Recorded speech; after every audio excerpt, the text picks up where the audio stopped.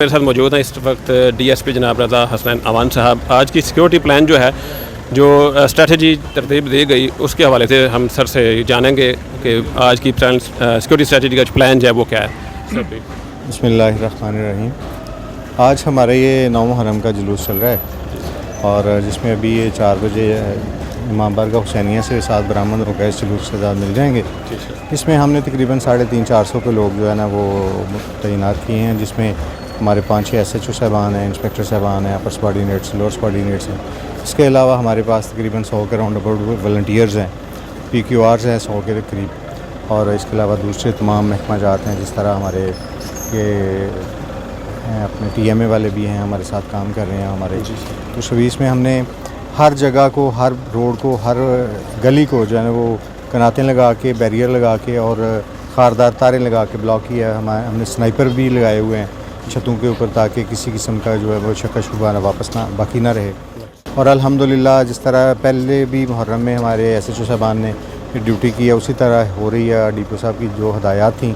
اس کے مطابق کام ہو رہا ہے, اور انشاءاللہ تعالیٰ امید کرتے ہیں کہ اللہ تعالیٰ کے فضل و کرم سے یہ بھی ہمارے جو دن کل کا ایک دن رہ گیا 10ویں محرم کا, وہ بھی الحمدللہ ایسا طریقے سے جو ہے ڈیوٹی ہو جائے. سیکورٹی کے حوالے سے کچھ یہ بتائیے گا کہ کچھ جو حساس مقامات ہیں ان کے حساسیت کے حوالے سے کچھ کیٹیگرائز بھی کیا گیا ہے, تو وہ کون سی کیٹیگرائز ہیں؟ ایکچولی یہ چونکہ گجرات شہر کا سب سے بڑا یہی ایک پروگرام ہوتا ہے جس کی وجہ سے اس کو حساس قرار دیا گیا, ادروائز تو ایسی کوئی بات نہیں الحمدللہ. لیکن اس کے باوجود جو کسی کے ذہن میں کوئی خدشہ تھا کہ فلاں جگہ, وہ ہم نے سب کے ساتھ مل بیٹھ کے, ہماری جو ڈسٹرکٹ کی کور کمیٹی ہے, امن کمیٹی ہے, اس کے بعد ہمارے جو تمام دوسرے